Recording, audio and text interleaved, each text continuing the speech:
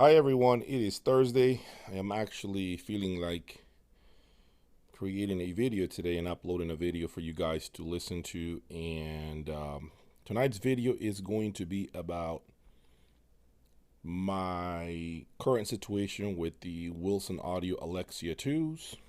And as promised, I am going to be answering approximately 8 to 10 questions from those of you who submitted the questions and that I found the most interesting to answer. So if you guys are ready to hear me talk, please sit down and enjoy, because I think some of these questions are going to be questions that probably some of you guys really wanted to know or were curious about knowing. So as far as the Alexia 2, right now, if you see the tapes, this is where I had the front of the Sasha DAW. This is where I had originally placed the Alexia 2s. And I look how far back I am right now. So right now there are approximately maybe 16 inches from right there to where they are. More or less 16 to 18 inches. So they're going farther back into the room. That's what's happening right now. I am playing with the toe in, the toe out. I am playing with the distance from the sidewalls. Right now, I believe they are approximately 4 feet away from the sidewalls. So far, they are about 9 feet apart, and I am approximately 11 feet away from them now. So this pretty much means that I am currently needing more power to get them to open up and for the music to reach out to me. Remember, the Sashas, look where they were and look where those are now, indicated by the blue lines. So I'm definitely almost 2 feet farther away from them. So that's gonna definitely need more power, which I have plenty of. And the tonality of the speaker is a lot better. They are getting better. They have approximately, I want to say maybe 60 hours of total playtime right now. They're going to get better as time passes, and we're going to definitely get to hear them sing pretty soon again. The Mephisto is literally just sitting there right now. For the last 2 days, I have not played with it at all. I am just running the Element 118s on these Alexia 2s all day, every day. Just to burn them in, and I am excited to put the Mephisto back in action. But for now, I'm just concentrating on the speakers to be able to get them to sound a little better. I know the positioning is going to change. I know some of you guys have told me, hey, you're going to have to wait for the Wilson Audios to sound better, because sometimes people spend days or weeks trying to get them to sound right, and I understand that. I get that. So I'm not expecting to just nail it, and they may not even end up where they are right now. Okay, but right there, they're sounding pretty amazing. One of the things that I will say to you guys, and this is something that just a quick tip. Okay, anytime you spread the speakers apart more and more and more, think of it as you're ungluing the cohesiveness of the soundstage. You're essentially making them sound like two separate speakers. Okay, now what does that mean, if you're wondering? Okay, so the goal is to separate them enough so you can create better imaging and a larger presentation, but not so much where they're literally ungluing sonically from each other. Not to the point where the mids are becoming less and less focused in the middle. Remember that. Okay, you want to spread them apart enough so that you still have a solid mid-range dead center. Once you feel that become a little more vague, that's your first indication that you might be spreading them apart just a little too much. All right, that's when you play a little more with the toe in to compensate for that. All right, that's just a tip when it comes to putting the speakers more, apart from each other. All right, it's great in terms of opening up the sound. It's awesome, but sometimes it could be counterproductive. Keep that in mind, please. Okay, with that said, here we go. Here are the questions that came in. I chose the following questions. Jay, power conditioners. What do you think about the PS Audio P20 as a power conditioner? I owned the P20 briefly in the living room when I had the Neoliths. And I can tell you guys the P20 was definitely a great piece when it came out. I mean, it's pretty heavy. It's very well built. It's got a lot of outlets on the back. It seems to have a lot of nice features in it. You can even control it from like a phone app, control it to your network. It'll tell you all kinds of information and all the clean power that it's providing to you. But if I am going to be sincere, and this is what I'm going to try to be with these questions, it didn't make me do a backflip, sonically speaking. Now, does that mean it sucked? No. It just didn't do that much of a difference. It really didn't. Now, when I brought the Shunyata Denali, the 6000T, the first version, we know the new one just came out. It's called the Everest. I'm talking about the 6000T. When I brought that over, I couldn't believe my ears. Okay?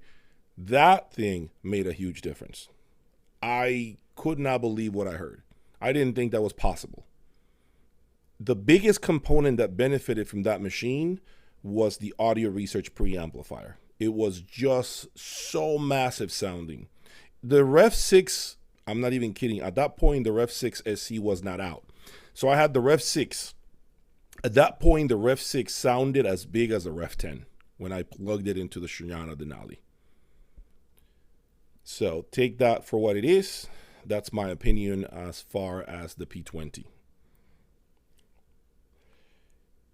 Next question. Jay, what is a very good preamplifier for a sim audio amplifier?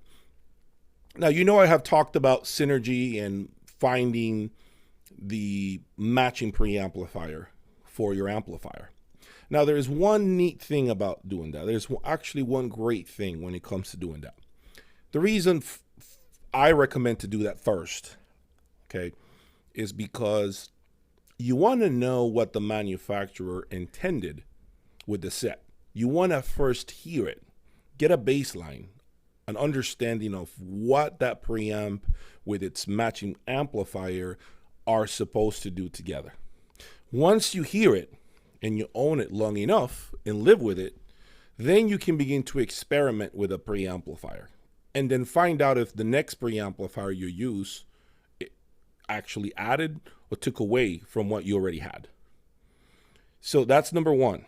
Now, if you're just not feeling like trying what the current amplifier you own has as a matching preamplifier, when it comes to sim audio, guys, I have found that audio research works incredibly well. I have found the ARC10 with the sim audio 860 version 1 sounded spectacular. It really was an amazing combination, and I believe the 860 version 2 is going to be no different. If anything, it's going to be even better. So if you have a sim audio, I really would consider audio research. Now, as far as solid state, the only one I have tried has been the Momentum HD, and that worked incredibly well. Okay, so if you were to choose a solid state preamplifier, I would go definitely with the Sim Audio 8, the 850, I think it's called. The 800 series they have. I definitely will try that for a solid state combination. And now if you want to try a DAC directly, be my guest. That always works. Jay, what XLR cables do you like the most? Well, typically I have been around the Wire World Platinum Series XLRs, Nordos, of course, the Valhalla 2s and the Odin 1s, and also the Cardus Clear Audio Beyond. Those have been my main XLRs. They all do things differently. For instance, the Platinum Wire World does a big, massive soundstage. It opens up the sound. If you're looking for an XLR that really spreads the sound and makes your speakers sound bigger, if you need a little more soundstage, I recommend Wire World Platinum 7 or 8 XLR. I think that's going to definitely open up the soundstage for you. If you are looking for better bass control, I recommend Carda's Clear Audio Beyond by far. It's got a lot more bottom end. It's got a beautiful soundstage as well. But if you're looking for ultimate resolution, detail, purity, and liquidity, nothing beats Odin 1 for XLR. That's still my number one XLR that I've ever owned. Okay, next question is, what amplifier do I like the best under $5,000? This is not a hard one for me because the first one that comes off the top of my head is the Plinius SA103. That amplifier, again, I believe when it was in production, it was like $10,000 to $12,000 MSRP, and that amplifier always really impressed me. I still believe that is the king of the hill under $5,000. Now, does that mean it's going to it's going to beat a Luxman? I don't think, in my opinion, it would. I think it would do more than many amplifiers at that price point. Without a doubt, I think if you have $5,000 to spend or less and you want a top-notch amplifier, I have done the work for you. Sim Audio SA103 is where you want to be. The next question is, do I have experience with open baffle speakers? I do not have any experience. I have heard them very briefly. I don't have enough seat time to be able to talk about them at length. I know some of you love them. You guys claim that it's so real sounding, but I am not going to be sitting here and pretend that I know what they would sound like in my room because I know nothing about them. I know that I almost bought a pair, I think it was called Nola or something. Some of the crazy expensive ones that I saw them locally, but I don't know, I just didn't buy them. And that was my first attempt. I almost bought a pair, but I just haven't really looked into that direction. Okay, next question is, can you rank for us each of these components in terms of improving the sound? Which one improves the most and the least? And this person goes on to basically, what I'm assuming is this question is at a high level. They want to know from what you see here in front of you, if you only had budget to buy one component, and I'm not talking about brands. Forget about the brands that I have here. I'm talking generally amp, preamplifier. You have a system. And let's say you're looking to make the biggest drastic change and you want to buy one component. You want to replace one component from a system that you already have. Common sense, the speakers are number one. I think everyone agrees with that. So let's put the speakers out of the question. Let's say you're happy with them. You just want to change out a component. You're looking to change a component out. I am going to say, and you know I'm an amplifier lover. You know, that's my thing. You know, you guys know that. That's what I'm known for. But I'm not going to say it's the amplifier, believe it or not. I think the most important component is the source. 100%. I think the source helps the rest of your system. I think the source helps your preamp and your amplifier and your speakers. But a preamplifier, typically, it doesn't work the other way around. And here's what I mean. Everything begins at the source, and then it goes downhill from there. Basically, it's a domino effect. If that source is crappy, then the sound of the preamplifier and the amp will be the same. So you start at the top where everything begins, and it begins at the source. That's where I would say you spend your money. Buy the best source you can, and then you begin to upgrade the rest. Now, of course, if you look at me, you would say, well, Jay, you have a $60,000 amplifier and a, 25 or 30 grand DCS. That doesn't make any sense. Remember, I had the Vivaldi already. That's how I can say that. I already had the DCS Vivaldi, which is a hell of a lot more money. And I can tell you there was a drastic change in tonality and presentation after I sold my Vivaldi. I can only imagine what the Vivaldi would sound like right now with what I have. So that's what I'm saying to you. The source is, in my opinion, it's just one of the most important components after the speakers. Next question is,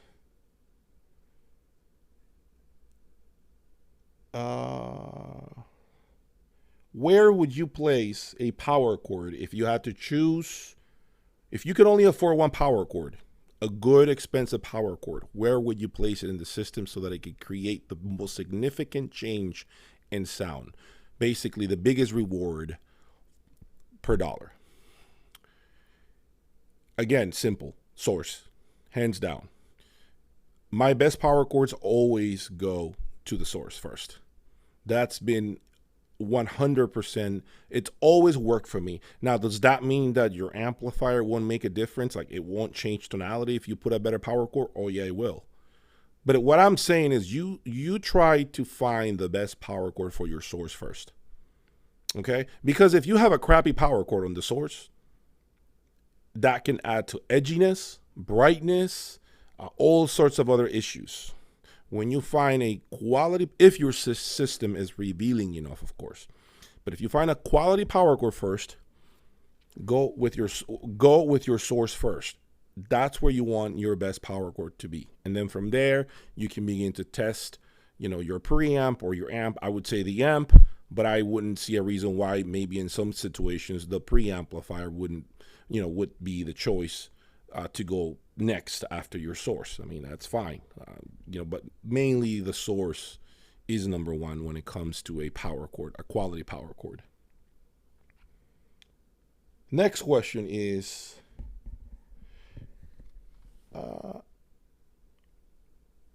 okay, so question, we don't really hear much from you, Jay, about digital. We don't hear much about you about digital. And I know you're an amp guy. Could you please talk about the digital setups that you've had? Sure. I have had the Luxman D08U. I have had the Grandioso Esoteric K1. I have had the DCS Vivaldi, DCS Rossini. I have had the Core Dave. I've had the Lampensator Pacific. Let me think. I'm sure I'm missing another one. I can't think of it right now. Those are the ones off the top of my head. They all do things very differently. Depending on what you're trying to achieve, I think the source is kind of one of the most important components based on your current speaker selection. What do I mean by that? As you can see, I like DCS. Would I use DCS with a horn speaker? Probably not. I probably would go with like an MSB, even though I haven't owned it. I know MSB is very analog sounding. Core Dave, totally not. I would not put a Core Dave with a bright speaker. I think that Core Dave is, it has a lot of detail, but I think the Core Dave, and it's a great DAC. I'm not knocking it. I'm just saying, tonally speaking, I don't think I would put a Core Dave with a bright sounding speaker. I think, let me think, Lampensator I can put with a bright sounding speaker. Like I could put a Lampensator, let's say, with a Avantgarde. I would put a Lampensator with Magico. I would put it with speakers of that nature. Focal, that would work. And I don't mean bright as in like harsh. I'm just saying the tonality, it tends to be hyper detailed. That's what I mean. The Luxman is a great. D08U is an excellent super audio CD player / DAC. It's very organic, very natural sounding. But I will say that the esoteric Grandioso K1 was incredible. That was one incredible DAC super audio CD player. It really was an experience. Huge soundstage, beautiful build quality. Everything just screamed quality. And that is actually a little more natural sounding. I would say that esoteric, although some people call esoteric a little bit analytical, I wouldn't say so. I mean, I can see why people would say that, but I wouldn't 100% say esoteric is that way. I think it has a lot of resolution. It does have a lot of resolution, and it has a huge soundstage. Esoteric, huge and great bottom end control. The esoteric DAC that I had, the Grandioso, was really, really a beautiful machine.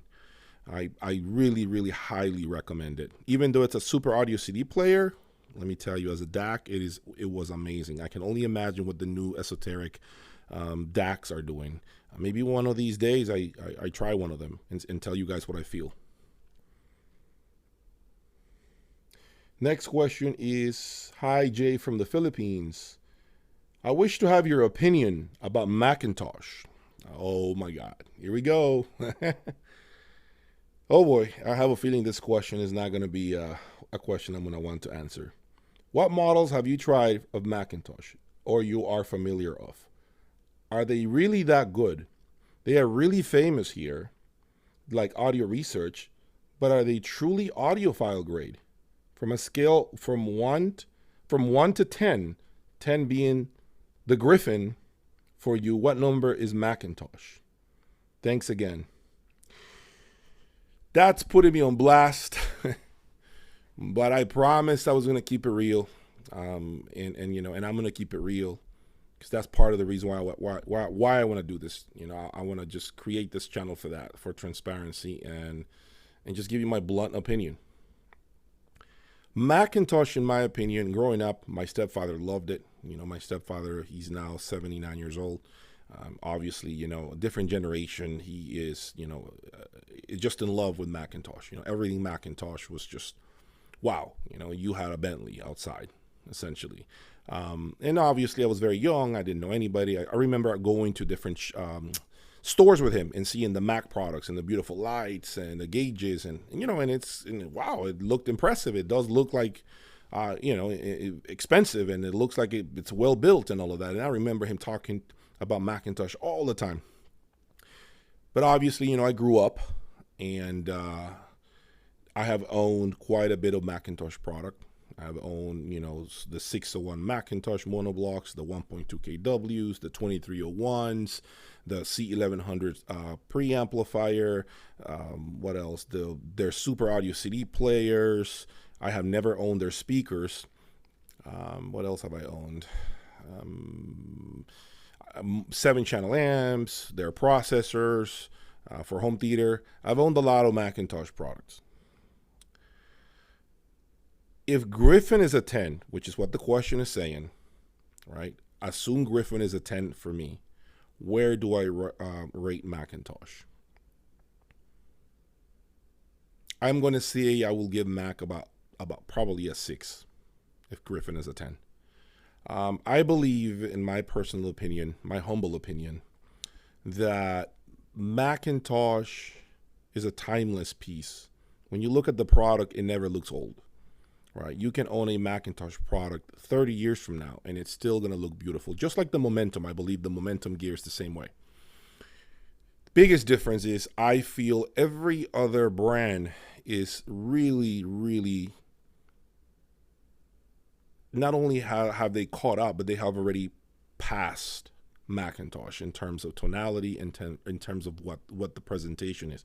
Detail, organic abilities, transparency, clarity, all of that. I mean, every category that you can think of, a lot of manufacturers have already left McIntosh behind.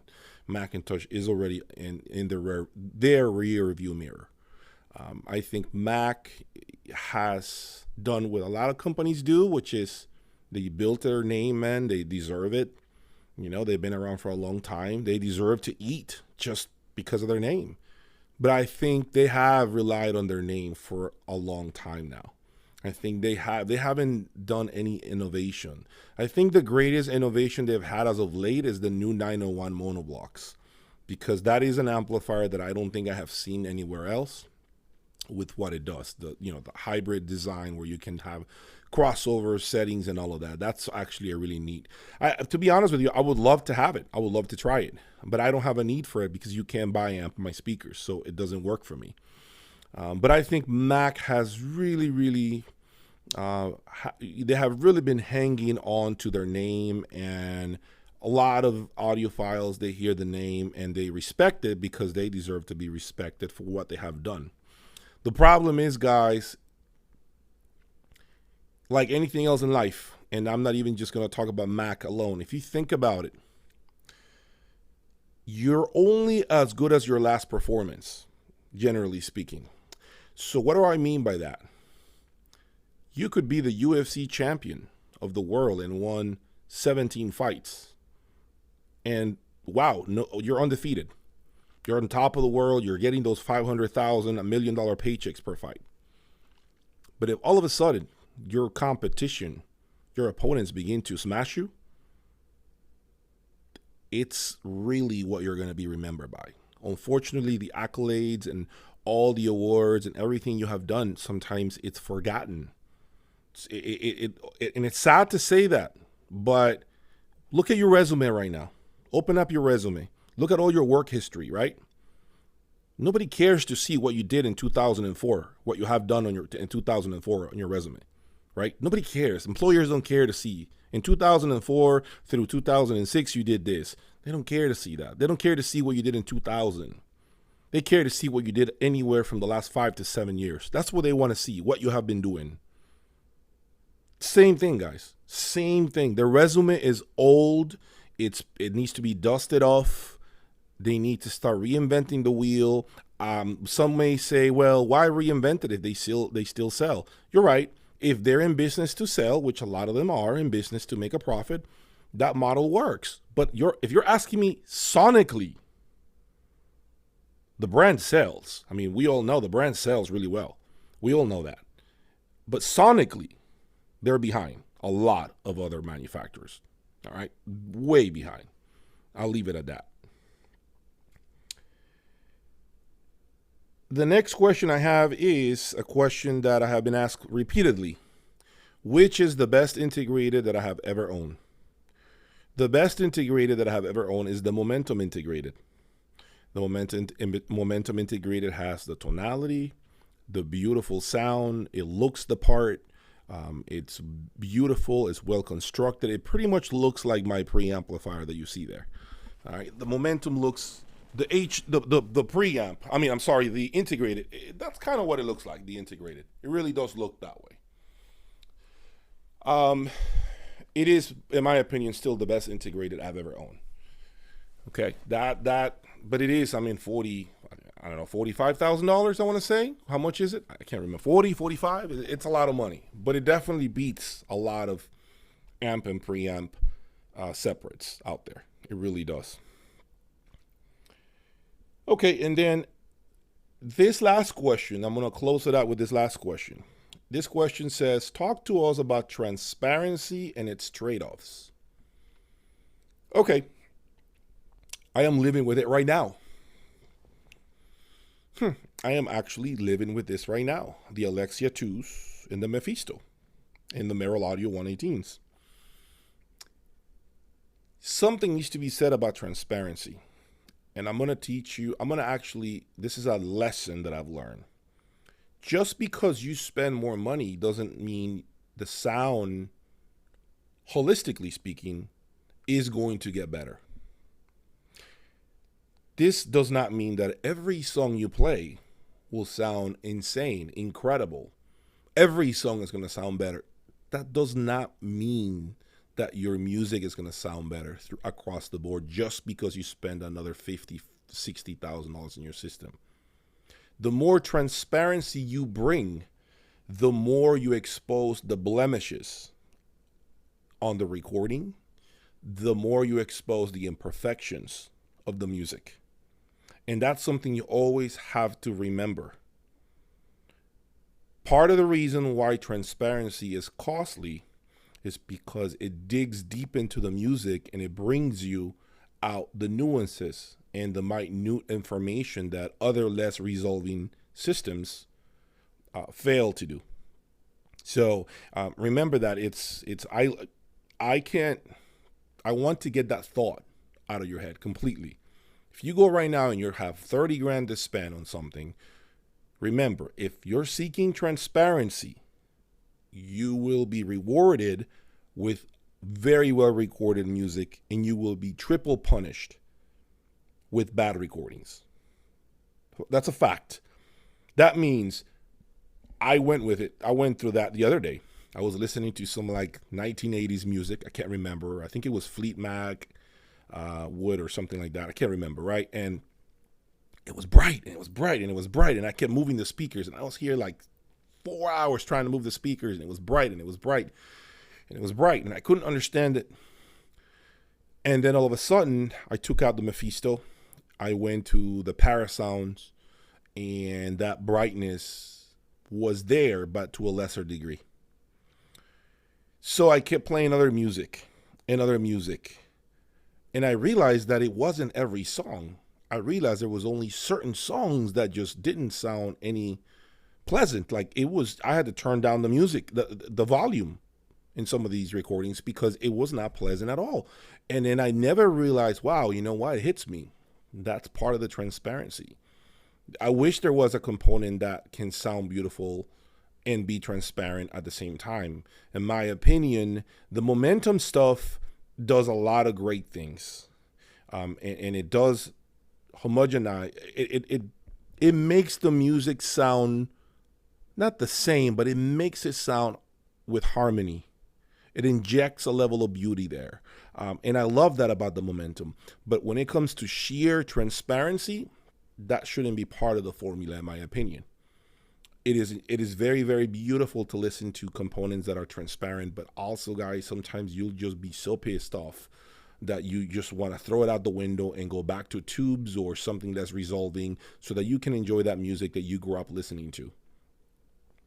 Remember, the more money you spend is not equivalent to the better presentation throughout all the music choices that you have or you make every single day.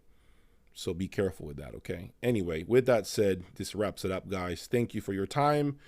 I hope you guys have learned a thing or two here. Be on the lookout for a video probably tomorrow of the Griffin Essence driving a pair of speakers. I don't know which video I'm going to upload over at Suncoast Audio. I hope you guys enjoyed the presentation.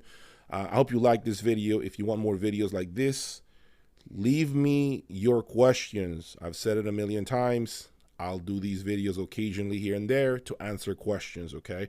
Ask real questions. Some of the questions I received, I'm going to leave it at that. They were not clear enough, and I was not about to answer some of the questions that I was being asked. I'm answering questions that I think everyone can learn from so that I can answer one question and kill more than one bird with one stone.